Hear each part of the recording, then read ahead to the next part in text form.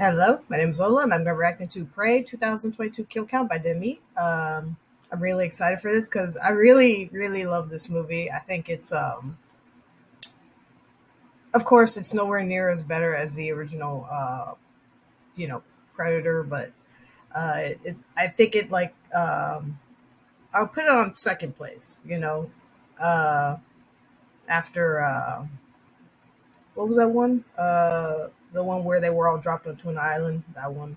I would put Predator, this one, and then I think it's called Predators. Yeah, that one, and then Predator 2.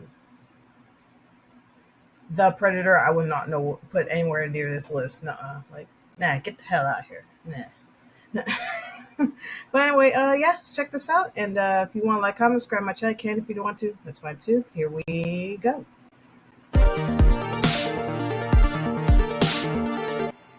Welcome to the Kill Count, where we tally up the victims in all our favorite horror movies. I'm James A. Janice, and today we're looking at Prey, released on Hulu in 2022, Lou. Prey is the fifth entry in the Predator franchise and serves as a prequel to the previous films. It trades in muscly mercs for Comanche warriors who play cat and mouse with a primitive Preddy boy on the Great Plains. While I think the first three hypermasculine Predator films have a lot to offer, each in their own unique way, the stripped-back tension of Prey is a refreshing reinvention of the franchise's formula. As a kid, writer-director Dan Trachtenberg liked Predator, but thought it was missing something: an on-screen depiction of Billy's last stand, as the Native American character went toe-to-toe with the Yautja. Trachtenberg, who directed 10 Cloverfield Lane and The Boys pilot, isn't of Native descent himself, but he was guided by producer Jane Myers, a member of the Comanche and Blackfeet tribes. She helped him hire an almost fully Native cast and many Native crew members, who kicked off production with a pipe ceremony. This elevation of Native cast and crew went all the way down to production assistants to help train rising talent in the film industry. You can hear more about how awesome this is in our podcast episode about Prey,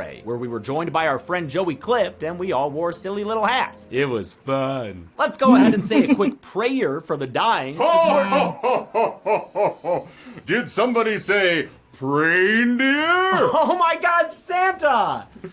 No, I said prayer. Oh, well, you know, tomato to reindeer, as I always say. Hey, bet you're wondering what I'm doing here. I have a gift for you. Ooh! The gift of education! Thanks to our sponsor, NordVPN. Did you know that during the holidays, you have to be extra careful with your cybersecurity? Oh, yeah, definitely, Santa. Because there are things like man-in-the-middle attacks, where people use seemingly safe free Wi-Fi to collect your data. That's right, my lad. And do you know how to prevent these attacks? I sure do, Santa. Yeah, all you gotta do is look for the HTTPS and the lock icon in the address bar, and then you know your site's secure. Or you can also use a VPN to encrypt your data. Well, aren't you a wise one? You know what? You're going on my secure list. Yes! That's what I always wanted. I know, you weird little boy. Now, tell me what else you know. Well, there's phishing attacks where fake links can mimic banks, social media sites, and even people. NordVPN is great at protecting against those, too, thanks to its threat protection feature. Incredible! Well, it sounds like with all the tools you already have, your online data is very well protected. Why, someone would have to impersonate a beloved holiday figure and then break into your house in order to get your information. Yeah, Zoran. Yeah. Zoran. Well, that's all for me. Always remember to believe in the power of Christmas! Bye, Santa! That guy look familiar to you? Yeah. Anyway, you can secure your internet at nordvpn.com/deadmeat, and that URL will get you the best deal with not only a 30-day money-back guarantee, but also 4 extra months of service for free. That's nordvpn.com/deadmeat for 4 free months when you sign up. Man, these ads keep interrupting my transitions, when all I want to do is get to the kills! The movie begins with a bilingual bedtime story. Sowe sakatsara. Bia mupits ikimai. A long time ago, it is said, a monster came here. It's 1719 in the Great Plains, and Comanche native Nadu is sharpening up her deer stalking skills. Careful, girl, don't want to go out like Robert Baratheon. After freeing her good boy Suddy from a bastard bear trap, Nadu spots some fire in the sky. It's a bird. It's a thing. Oh, wait, no. It's a title card. Nadu thinks that shooting star was a thunderbird, a legendary creature in Native American folklore. She takes it as a sign that she's ready for her Katamiya, a coming-of-age hunt that'll prove she's a worthy warrior. You really think you're ready? You want to hunt something that's hunting you. Nadu wants to be a hunter, like her hawk-eyed older brother Tabe, but their mother would prefer she put her efforts towards medicine, leave the fighting to the boys. A really cool long one-take shows off the Comanche camp, where all is not well. A local boy named Puhi has been dragged away by a mountain lion. Nadu decides to tag along with the young men to track him down. She meets resistance, but Tabe stands up for her, saying Nadu's good with medicine and can track the kidnapping cat. You have to find that cat now. I will. I know. Because you have to. Suddy ends up being the goodest boy of this boy trip when he helps them track down the injured Puhi. Suddy was played by a dog named Coco, who had no previous acting experience and was adopted for the movie 2 months before shooting began. Coco's breed, the Carolina dog, directly descends from wild dogs indigenous to the time period, another strive for accuracy. Apparently, Coco was, quote, a little bit of a hot mess. No, come here!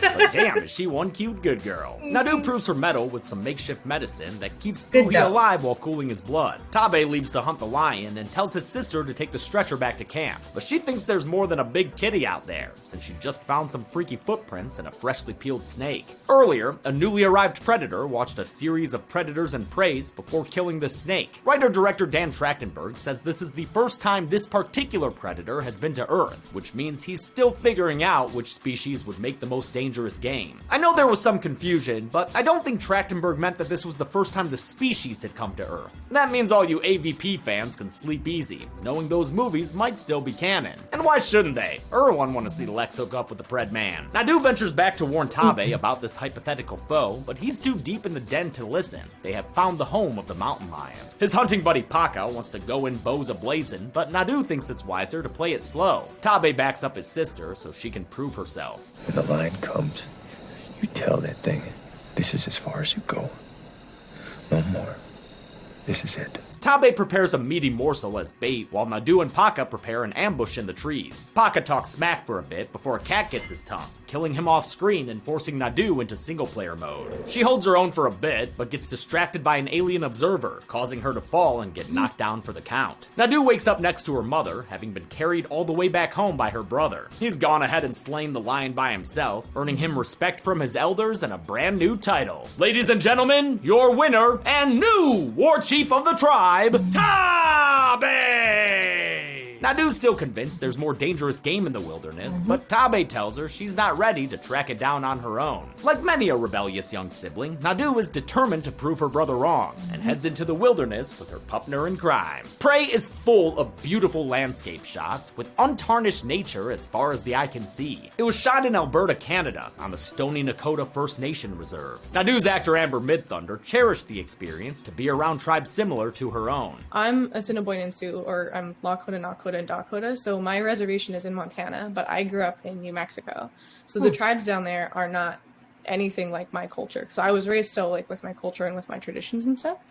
So to be shooting in a place where the people there have the same or like similar culture to me was like such a huge gift. Trachtenberg and cinematographer Jeff Cutter aimed for a naturalistic lighting so they could, quote, let the beauty speak for itself. For night shoots, they'd mostly light the cast with their own torches, though for some wider shots, they'd brilliantly add LED strips to add more definition to their faces. Nadu upgrades her axes with rustic rope and goes about gathering intel about the mystery monster. The classic fluorescent predator blood was made by combining glow stick juice and KY jelly. Talk about a wild night. Nadu discovers a field full of skinned bison, and at first you might think it's the Pretty Boys doing, since the Meowcha always seem to have a flaying fetish. But Nadu finds the butt of a cigar nearby, and everyone knows Predator more of a hookah guy. This slaughter was because of non-indigenous hunters, much like the real-life near-extinction of the bison. Predhead's still on the prowl, doing more research about the food chain. He picks a fight with a wabbit-hunting wolf, who tussles hard enough to earn the honor of a signature spine ripping. This sequence was added late in the schedule and filmed near Los Angeles. The Rocky Mountains in the background are digital effects. The Predator pockets the pooch's skull as a souvenir and re-camos before leaving his little hunting cave. While tracking the Predman, Nadu walks into some mud that's basically quicksand, #1 danger in Kid Brains and Sega Genesis games. In the nail-biting scene, she just barely manages to pull herself out before becoming a mud mummy. She washes off by a creek where she discovers a big brown bear. I know some people complained about the CG animals in Prey, but I don't think they look bad. And besides, it keeps real animals from having to be on set. No one wants to be on set. It sucks. VFX Studio MPC created the animals and more than 600 digital shots for Prey, working under VFX supervisor Chris Uyedi. A busted bow attracts the bear's attention, and Nadu is forced to take cover inside a beaver dam. Before the bear can turn her into a Leonardo DiCaprio, it's baited into battle with an invisible foe. Predator. The cloaked predator makes grisly work of the bear, gutting it while holding it overhead. Fuck yeah! A terrified Nadu nopes out of there and rides the river to greener pastures. Nadu's played by Amber Midthunder, though there ain't nothing mid about her. She's the perfect person to tell the David versus Goliath story Trachtenberg wanted to tell, in contrast to the Goliath versus Goliath story of the original. Her audition involved a physical obstacle course element, and she wound up doing many stunts on her own, like going down this actual ice-cold river. But it wasn't just her physicality. Midthunder had to be emotive too. We prepared a scene in English and then Comanche, and then he asked me to do it without words. Oh, nice. He was like, I don't know, this might be really weird, this might be really bad, but don't say anything, but do the whole scene. Obviously, she killed it. Her face acting is phenomenal. Back on dry land, Nadu runs into a group of Tabe's friends who have been out looking for her. She tells them about the thing that looked like a monster and killed a bear. They're total buttheads in response. How come it didn't kill you? How come it didn't kill you? She refuses to go back home, intent on tracking down the predator, but she's rebuffed and battered by the band of boys. Balls. Nadu's tied up and disarmed, leaving her vulnerable when the group hears a familiar clicking sound.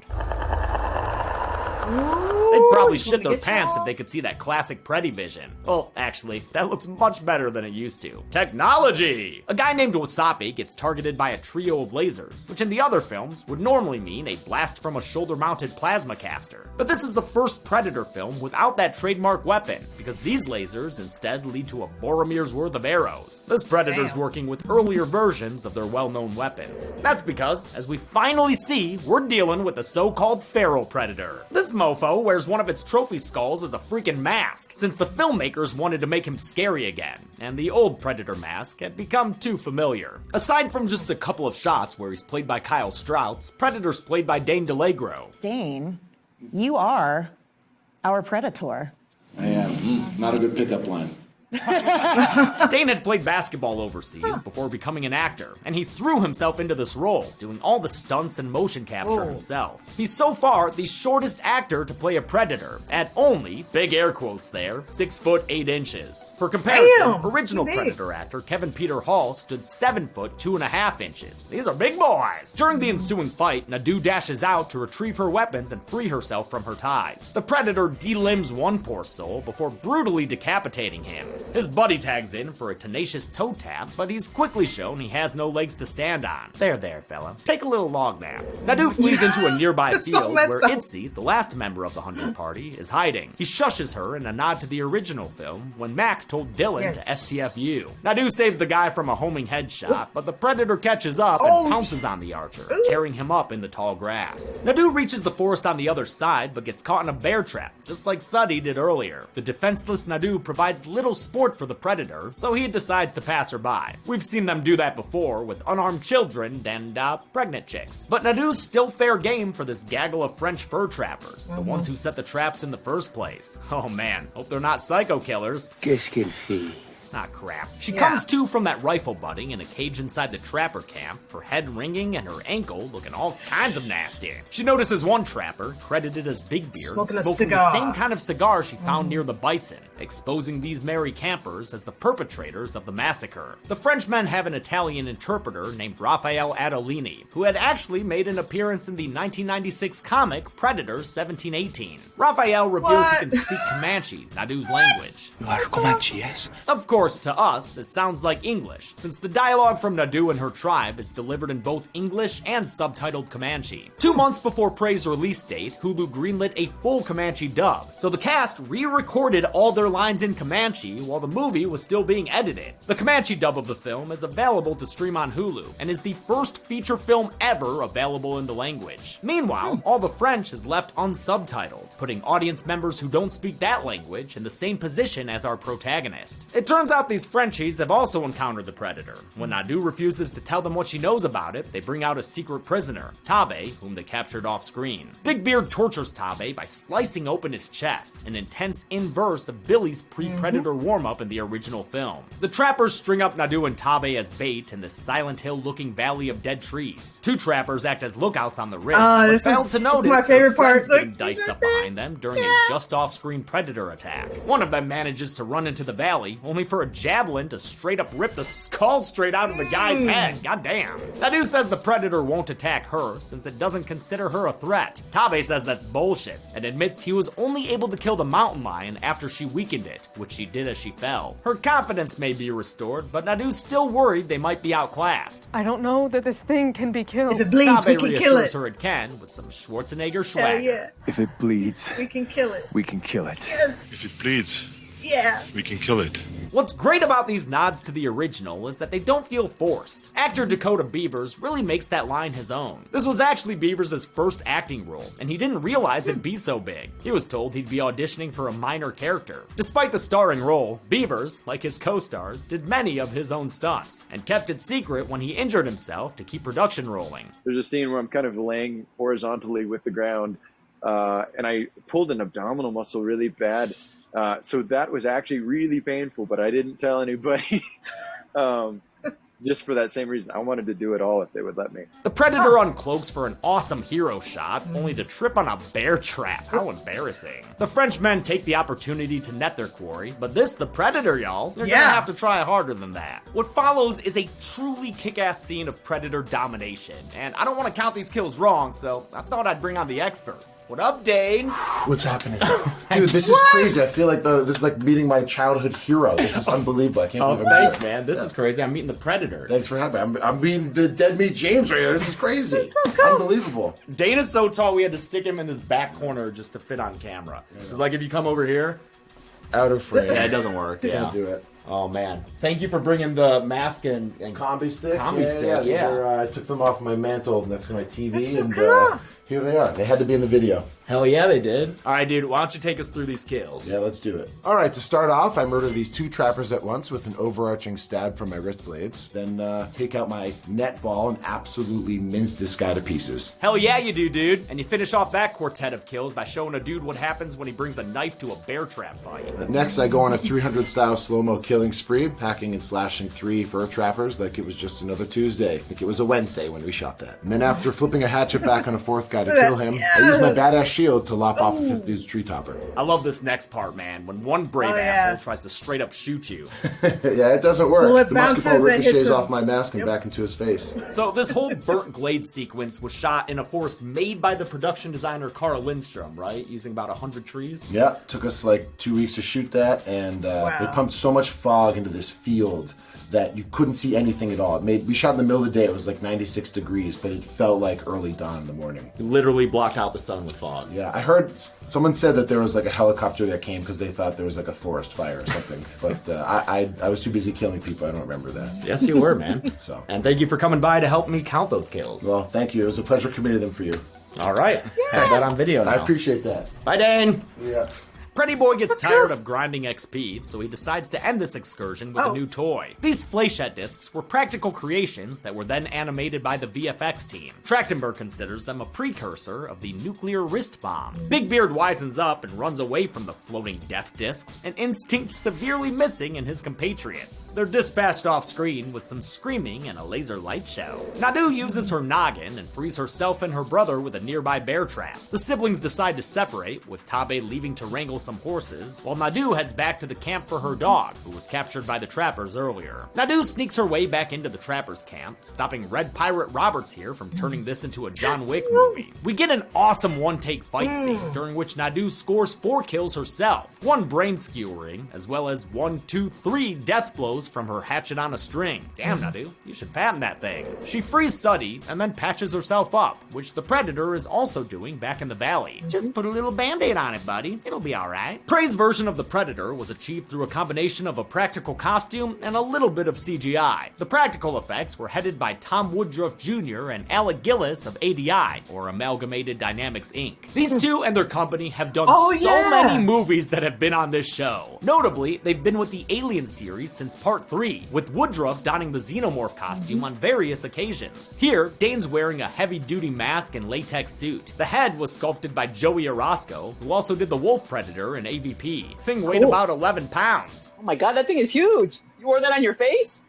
Oh yeah. He even trained his neck for the weight with a thing called the Iron Neck. It was heavy because of all the servo motors needed to manipulate the Predator's facial expressions. The 2 main animatronic heads they used had 27 motors in them. Adding to the discomfort, Dane's head is actually in the Predator's neck, and he has to look at the ground to make the Predator look forward. So he couldn't hear anything except the motors, and couldn't see anything except the ground. The only thing I could see was the bottom of the jaw when I roared. It would open, so then my vision would get smaller. He literally had to follow trails of sticks on the ground to not run into anything. Predator's body, meanwhile, was sculpted by Orozco and Andy Bergholtz, who created the foam latex suit by casting it from a clay mold. When it got wet, it could weigh up to 60 pounds. Not an easy thing to endure in the 90-degree Calgary summer they shot in. Dane was probably much more comfortable when he shot in the motion tracking suit used for the camouflage shots. Finally, the VFX team, led by Ryan Cook of ILM, did some minor digital augmentation,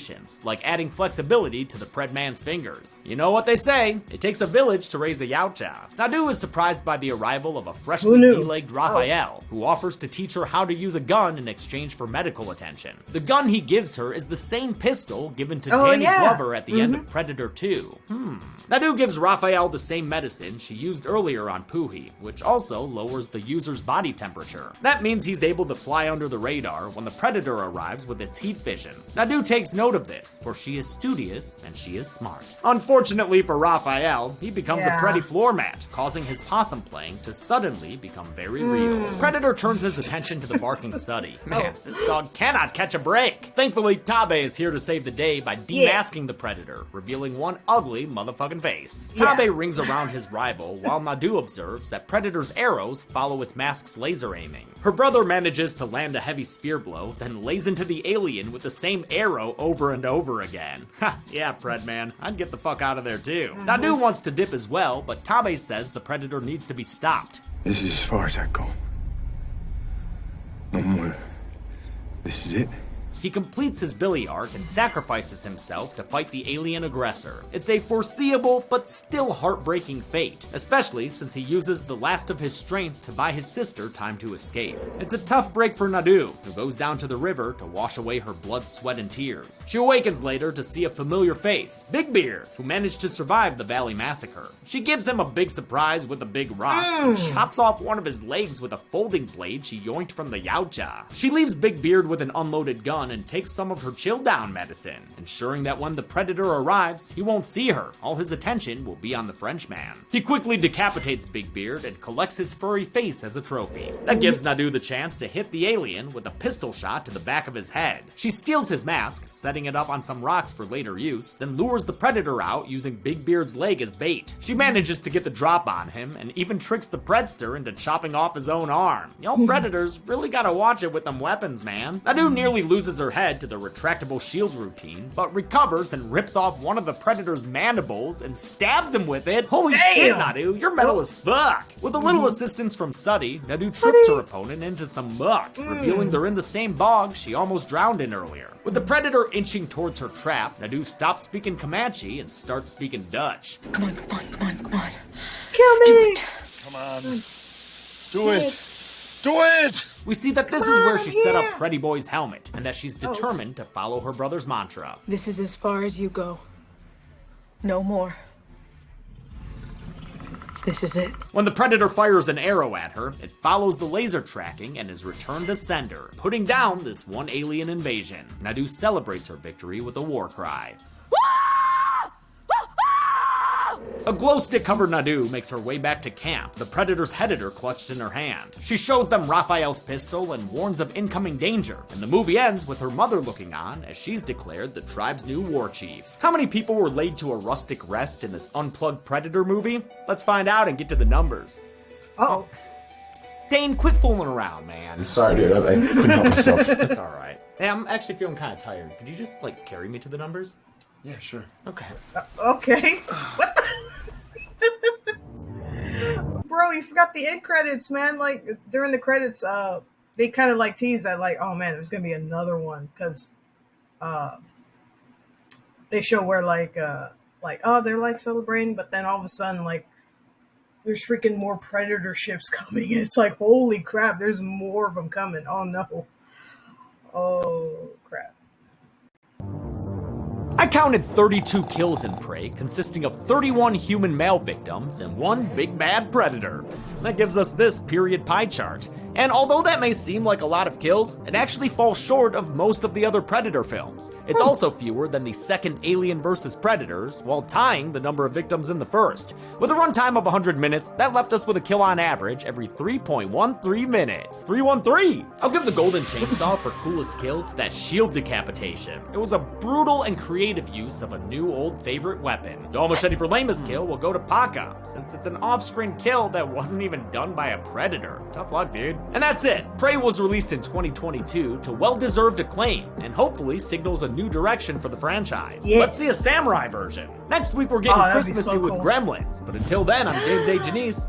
This has been the Kill Count. Thanks a lot for watching this Kill Count for Prey. Huge thanks to Dane DeLagro for coming over and shooting all that stuff with me. It only took us about 20 minutes to shoot that, but he was here for a couple of hours. Just kind of hung out and broed out for a while. Showed him my gym. Dane, come back and work out with me, man. You can just bench press me. It'll be fun. 2 more Kill Counts left for this year with Gremlins and Gremlins 2. And we're hoping to bring back Kill Count trailers early next year. We like them, they just are, a couple of days worth of work on their own. With the holidays and all that, we don't have that time to spare, because I would like to not work on Christmas. I want to thank some patrons like Catterific, Aya Nordine, Parker Drew, Tim Atkins, Corey Holtine, Thule, Sarah Sarachman, and East Atlanta Santa. Thanks everyone, be good people. Yeah. Oh, I'm so excited for Gremlins, man. Oh my god. I'm so excited. Ooh. Ooh, it's gonna be so good. It's gonna be a good Christmas. Like I said, I really love this movie. I love the references to the original and the second one. It's so cool. I didn't really have high hopes for this movie because on account since, the last one came out, it sucked. And people were hoping and praying oh my god, please don't let this be like the last Predator movie. Oh my god. Oh, it was so bad. But thankfully this one, it was able to stand on its own. It was something different, but also at the same time something familiar, and it was so cool. Oh my god, that part where the Predator kills all those Frenchmen, that was so awesome. Let me know what you guys think of the movie. Did you like it? Did you kind of like it? Did you not like it? Anyway, yeah, that's it. That's my reaction to Prey 2022 Kill Count by DeadMeat. Everyone, take care of yourselves and each other, and I'll see you in the next one. Bye.